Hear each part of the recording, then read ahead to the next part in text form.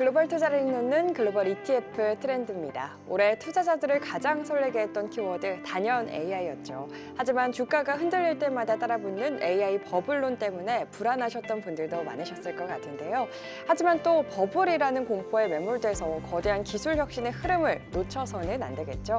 지금 시장을 어떻게 해석하고 어떤 투자 전략을 가져가 봐야 할지 오늘 이 시간 살펴보도록 하겠습니다. 박정우 한국투자신탁운용 ETF 마케팅팀 차장님과 함께합니다. 어서 오세요. 네, 안녕하세요. 반갑습니다. 처음 뵙겠습니다. 저희 오늘 녹화일 기준으로 이제 우리 시장도 5거래일이 채 남지 않았어요. 네, 이제 2025년도 정말 얼마 남지 않았는데 네. 올해 시장을 좀 돌이켜보면 시장을 견인했던 것이 바로 빅테크였지만 또 그만큼 변동성도 컸던 것 같거든요. 잊을만 하면 떠오르는 AI 버블론 지금도 완전히 좀 잠재워지지는 않고 있는 것 같아요. 올해 AI 기술주 좀 어떻게 보셨는지 총평해 주신다면요. 네. 사실은 이제 최근 시장에 대해서 이야기할 때 이제 뭐 사실 빅테크 또 AI 관련 기술주에 대한 얘기를 좀 하지 않을 수 없었던 것 그쵸. 같아요. 그래서 저도 이제 여러 분들을 만나 뵙고 좀 이야기하다 보면 최근 AI 주식에 대해서 어떻게 생각하는지 뭐 이런 이야기로 사실은 좀 많이 시작하게 되거든요. 네. 근데 이제 지금 사실 시장의 분위기는 일단은 AI는 어쨌든 구조적 흐름이기 때문에 계속 지속될 것이다라고 보는 것 같아요. 네. 그런데 그런 뷰 속에서도 사실은 시장이 흔들리다 보니까 좀 투자자분들이 더 불안해하시는 네. 것도 있는 것 같아요. 그래서 이제 요거에 대해서 좀 이야기를 해보면은 저는 이제 시장이 좀 과도한 반응이 아닐까라고 좀 생각하고 있습니다. 사실 이제 이번 11월 달 증시가 좀 이제 조정을 보였었는데요.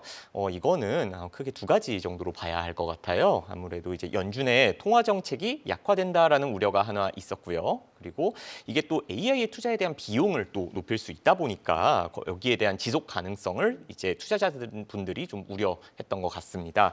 그러니까 결국에는 이 핵심이 이제 과잉 투자가 이루어졌냐 아니냐라는 부분으로 지금 사실은 좀 초점이 맞춰져 있고 그게 이제 이번 조정의 핵심이었던 것 같은데요.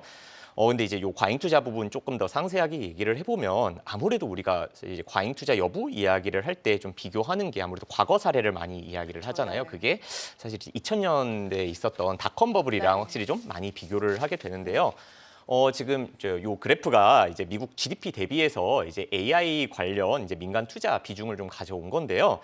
지금 보시면은 과거 닷컴 버블 때는 IT 관련 이제 민간 투자 비중이 GDP 대비해서 한 2.2% 수준까지 갔었어요. 네. 근데 다만 이제 최근 같은 경우에는 이제 그 비중이 오른 거는 이제 맞습니다만 이제 GDP 대비해서 아직 1.5% 수준이거든요. 즉 이제 과거 대비해서 높아진 거는 사실이어도 아직 그때의 버블 수준을 도달했다라고 보기는 좀 어려울 것 같아요. 그리고 사실 여기서 또 저희가 하나 봐야 되는 게 결국 우리가 과잉 투자냐 아니냐라고 하는 거는 이제 그 기업들이 이거 감당할 만한 수준을 넘어섰냐 아니냐 이걸로 사실 봐야 되는 건 거잖아요.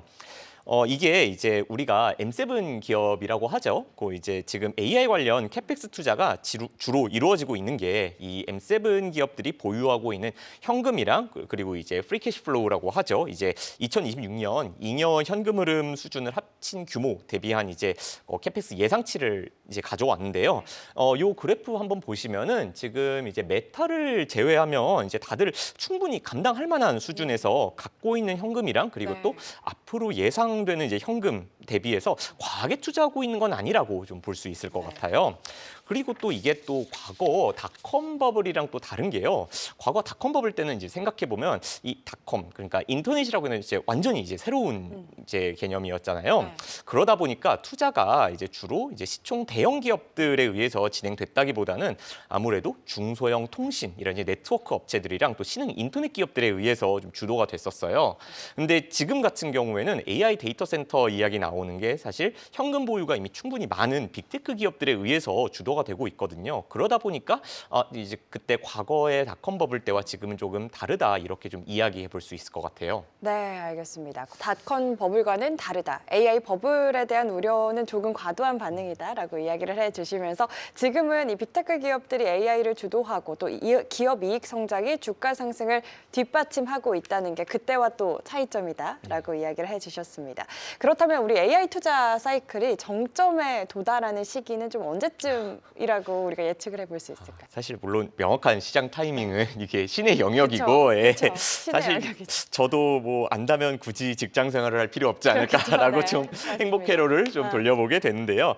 다만 이제 우리가 과거 사례를 한번 좀 보면요. 보통 우리가 침체와 약세장이 발생하는 걸 보면은 이제 긴축 정책의 후반부에 좀 발생하는 것으로 나타나고 있는데요.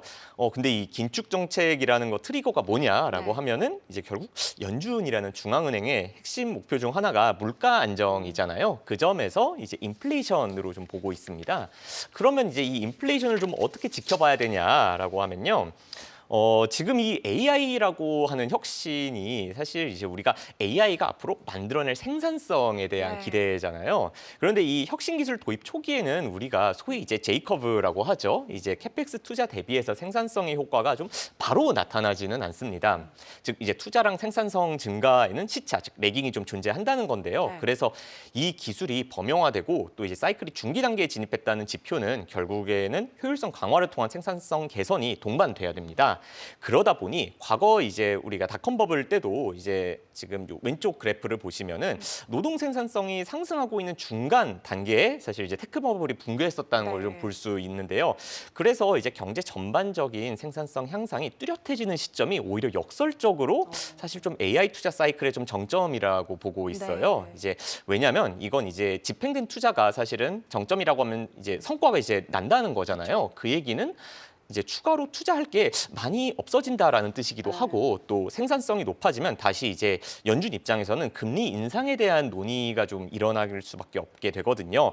그래서 지금은 아직은 이 상황은 해당하지 않는다라고 보고 있어요. 그래서 아까 뭐 다시 이야기를 했던 것처럼 저희는 이제 과잉 투자라고 이야기하는 건 아직은 좀 시기상조라고 보고 있고요. 다만 이제 추후에 생산성이 좀 점프한 후에 긴축 트리거가 될 수 있는 인플레이션을 우리가 좀 계속 유의해 봐야 되지 않을까 이렇게 보고 있습니다. 네, 생산성 향상이 뚜렷해지는 시점이 역설적으로 AI 투자 사이클의 정점이다라고 이야기를 해주셨습니다. 그러면은 이게 정말 생산성이 뚜렷해지는 시점이 오기 전까지 AI 버블론이 시장에 올라올 때마다 우리는 좀 어떻게 대응을 해야 할지도 궁금해지는데요. 근데 지금 여기서 하나 좀 저도 하나 더 얘기를 해보면은 네. 지금 안 그래도 방금 버블 말씀을 해주셨잖아요. 근데 이제 결국 이제 뭐 우리 투자자들은 다 이제 버블이 터지는 거에 대한 우려를 좀 걱정을 할 수밖에 없잖아요. 네. 근데 이렇게 한번 좀 생각해 보셨으면 좋겠어요. 사실 모든 혁신적 기술의 발전에는 버블이 필연적으로 따라올 수밖에는 없거든요. 이제 예를 들어서 우리가 뭐 아까도 얘기했던 인터넷을 한번 좀 볼까요? 이제 인터넷 한번 보면은 우리가 이제 인터넷에 대한 자산 가치 급등 이후에 결국 이제 버블이 터졌고 그게 우리가 닷컴 버블 사태다 그렇게 이야기를 했었죠. 네. 그런데 지금 현재 시점으로 우리가 좀 돌이켜 생각해 보면 지금 이 인터넷이라고 하는 거는 우리 삶에 너무 깊숙이 들어와 있죠. 뭐 예를 들어서 당장 뭐 카카오톡 뭐 이제 사용이 정지됐다라고 해도 지금 나라 전체가 이제 이슈가 됐었잖아요. 네. 근데 그럴 정도인데 지금 인터넷이라고 하는 게 완전히 하루아침에 정지된다라고 하면은 사실 이거는 좀 상상하기 상상이 안 어려운 되죠. 상황이죠. 네. 네, 그렇죠. 그래서 이제 우리가 결국에는 이제 닷컴 버블이라는 2000년 이후의 광풍 이후를 생각해 보면 결국 그때 닷컴 버블에서 살아남았던 혁신 기업들이 결국에는 이 시대를 이끌고 있잖아요. 네. 그리고 그렇게 만들어진 인터넷은 우리의 삶을 바꿔놨고 또 이제 우리 삶에 뺄 수 없는 부분이 됐죠. 그래서 좀 이야기가 잘 좀 돌아오긴 했는데 결국에는 이 버블이라는 거는 혁신적인 기술의 발전에 자산 배분이 일어나는 과정에서 필연적으로 발생할 수밖에 없는 거고요. 만일 버블이 발생하지 않았다라고 하면 그거는 이미 저희가 혁신적인 기술이 아니라고 봐야 되지 않을까라고 생각합니다. 그래서 저희는 이제 아무래도 버블이 터지는 걸 불안해하기보다는 그 버블을 우리가 오롯이 받아들이고 그 위기의 순간에 이제 어떻게 살아남을 수 있는 방식에 좀 네. 투자가 필요하다라고 생각해요. 그래서 우리가 포트폴리오를 구축해야 한다라고 하는 이야기도 그 맥락에서 나오는 거고요. 그래서 이제 단일 자산에 우리가 투자를 하기보다는 아무래도 그 영역에 투자하는 방법으로서도 이제 위기에서 살아남을 수 있는 투자 방법으로 접근해야 한다라고 보고 있습니다. 네, 버블도 그러니까 포용하자. 성장하자. 네. 버블은 성장할 때 성장통처럼 필연적으로 나타날 수밖에 없는 구조다. 이야기를 해주셨습니다. 미리 또 알고 있으면 해결되는 것들이 있기 마련이니까요. 잠시 후에 투자 전략 구체적으로 세워보도록 하겠습니다. 그렇다면 우리 시청자분들이 또 가장 궁금해하실 것 같습니다. AI 기술주 관련 ETF. 그래서 좀 어떤 걸 주목해보면 좋을지 궁금하실 것 같은데. 네. 우선 제가 아까 잠깐 이야기했던 것처럼 아무래도 이제 AI 관련한 영역을 주도하고 있는 건 소위 이제 빅테크 기업인 네. 텐데요. 그러다 보니까 이제 아무래도 이 빅테크 기업에 투자하는 ETF들을 이제 우선 대표적으로 좀 볼 수 있을 것 같아요. 지금 요 빅테크 기업들에 투자하는 ETF들을 좀 아래와 같이 좀 보여드리고자 하는데요. 네. 이제 요 세 개 정도를 가져왔습니다. 그래서 이제 타이거 미국 테크 탑 10하고 이제 에이스 미국 빅테크 탑 7 플러스 그리고 코덱스 미국 빅테크 10 이렇게 들 수 있는데요. 아무래도 우리가 빅테크를 이야기를 하면 이제 상위 종목들을 기준으로 이야기하다 보니까 뭐 보통 이제 10이라든지 7 이렇게 숫자들이 들어가 있습니다. 뭐 근데 다들 올해 좀 코스피가 워낙 뛰어나서 그쵸. 네. 사람들이 올해는 코스피와 비교해서 재미없었다라고 하시기는 하지만 어쨌든 빅테크 기업들 주가는 1년 대비해서 상승 추이는 계속 네. 좀 보이고 있습니다. 다만 차이가 있었던 게 지금 이제 코덱스 미국 빅테크 10의 경우에는 이름에 보면 H가 들어가 있잖아요. 네. 그러다 보니까 여기는 이제 환해지를 진행하다 보니까 또 올해 원달러 환율이 좀 많이 상승해서 이 수혜를 좀 덜 받아서 2배 이제 가까이 차이가 나네요. 네, 수익률이. 그렇네요. 그래서 좀 이제 거기서 성과가 상대적으로 좀 낮았던 것으로 보이고요. 네. 그러다 보니 이제 올해 좀 개인 투자자분들 순매수 규모에서도 좀 YTD로 좀 마이너스가 나왔습니다. 네. 그래서 순매수로 보면은 이제 에이스 미국 빅테크 탑 7 플러스가 가장 좋았고요. 그리고 이제 타이거 미국 테크 탑 10, 그리고 이제 아까 얘기했던 코덱스 미국 빅테크 10 요 순으로 좀 있었습니다. 그렇다면 대표 AI 기술주 ETF 종목 구성도 궁금한데 각각의 ETF 어떤 종목들로 좀 구성이 되어 있을까요? 네네. 제가 종목 구성 한번 가져와 봤는데요. 보시면은 이제 타이거 미국 테크 탑 10하고 이제 에이스 미국 빅테크 탑 7을 보면은 이제 약간의 비중 차이만 있을 뿐이지 10개 종목의 구성은 동일합니다. 그렇네요. 다만 이제 우리가 M7이다라고 하는 7개 종목의 합계는 네. 이제 에이스 미국 빅테크 탑 7 플러스가 더 높은 걸 볼 수 있고요. 또 코덱스 미국 빅테크 10의 경우에는 이제 아까 얘기했던 것처럼 이제 10% 동일 가중이고 그리고 구성 종목 자체도 다른 이제 두 ETF랑 다르게 기술 섹터로 조금 더 넓게 설정하였다 보니까 다른 ETF에는 없는 이제 크라우드 스트라이크나 서비스 나우와 같은 종목들이 들어가 있어서 이제 조금 차이를 보이고 있습니다. 네, 확실히 AI에 대한 뜨거운 관심과 함께 올해 ETF 순매수도 굉장히 활발했다는 것을 확인을 할 수 있었는데 특히 알파벳은 올해만 또 61% 상승하면서 M7 중에 또 상승률이 가장 높았잖아요. AI 모델에서는 제미나이가 챗 GPT를 무너뜨리고 TPU가 GPU에 대적하는 거 아니냐 이야기도 나오고 있는데 이 부분과 관련해서는 좀 어떻게 보고 계세요? 네. 사실 정말 이 구글에 네. 대해서는 올해 참 정말 화두가 됐었죠. 네, 그래서 그쵸. 이제 말씀하신 대로 올해 구글이 이제 구글 제미나이 3 프로가 이제 종합저수 73을 이제 아티피셜 아날리시스 인텔리전스 인덱스에서 기록하기도 했고 네. 또 얘기하시면 챗GPT랑 기록을 또 뛰어넘기도 했거든요. 그러다 보니까 이제 제미나이 3 프로가 발표되고 나서 오픈 AI가 챗GPT 5.2를 이제 빠르게 출시할 정도로 좀 제미나이의 파급력을 좀 네. 무시하지 못하고 있다는 걸 좀 볼 수 있었는데요. 근데 뭐 방금 말씀하셨던 것처럼 이 파급이 그냥 단순히 요 AI 관련한 부분에서 끝나는 게 아니라 사실 반도체로도 확산됐었습니다. 네. 기존에 우리가 사실 AI 반도체 이야기하면 엔비디아를 빼놓고 이야기할 수가 없었는데 거의 이제 그 구글 제미나이가 추론 모델에서도 TPU라고 하는 이제 자체 칩을 활용했고 여기서 좋은 퍼포먼스가 나왔다는 점에서 시장이 엔비디아의 지위에 대해서 이제 GPU만 볼 거는 아니지 않을까 이렇게 좀 뭐 보셨던 것 같아요. 그래서 여기서 좀 설계를 맡았던 브로드컴이 이후에 좀 좋은 상황을 좀 보였었는데요. 그러다 보니까 요즘 좀 구도가 이제 약간 뭐 챗GPT 대 제미나이 그리고 또 이제 칩에 대해서는 엔비디아 대 맞춤형 반도체 이런 구도로 네. 지금 좀 바뀌고 있는 것 같아요. 근데 제가 사실 좀 요 얘기가 나와서 좀 말씀드리는 네. 건데 사실 저희 에이스가 투자자분들이 테이크는 에이스다 이렇게 네. 이야기하실 정도로 좀 맞아요. 테크 투자에 대해서는 좀 많이 알려져 네. 있기도 하고 그리고 또 특히나 밸류체인 시리즈를 얘기하면 저희가 좀 빠지지 않고 얘기가 나오는데요. 근데 그 방금 말씀해 주셨던 그 변화에 대해서 저희가 좀 반영하고자 이번에 리밸런싱을 좀 진행을 했어요. 그래서 그거를 좀 같이 좀 말씀드리면 좀 도움되시지 않을까 해서 하는데요. 저희가 이제 에이스에 있는 밸류체인 시리즈를 보면 뭐 이제 테슬라, 뭐 구글, 엔비디아, 마이크로소프트, 애플, 뭐 일라일리나 BYD 이렇게 이제 쭉 있는데요. 이번 내용과 관련해서 지금 얘기가 나온 게 사실 이제 구글이랑 마이크로소프트 그리고 엔비디아였잖아요.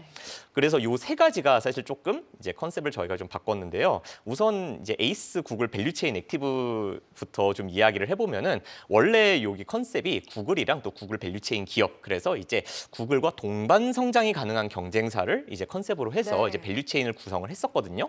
그런데 이번에 얘기를 했던 것처럼 구글이 이제는 경쟁사랑 공생하는 게 아니라 이제 AI 소프트웨어 측면에서는 이제 GPT 중심의 오픈 AI 진영이랑 경쟁을 하고, 그리고 또 AI 하드웨어 측면에서는 이제 GPU 중심의 엔비디아 진영이랑 좀 경쟁을 하게 됐다, 이렇게 보고 있어요. 그래서 이번 리밸런싱을 통해서 구글이 속해 있는 생태계가 아니라 구글의 생태계를 투자하는 방식으로 좀 변경했습니다. 네. 그래서 구글은 그렇게 변경을 저희가 좀 진행을 했고, 여기랑 더불어서 이제 에이스 마이크로소프트 밸류체인 액티브 ETF 경우에는 이제 오픈 AI 진영을 대표해서 이제 마이크로소프트를 필두로 오픈 AI 생태계 확장에 필수 불가결한 이제 기업들을 편입해서 포트폴리오를 구성했고요.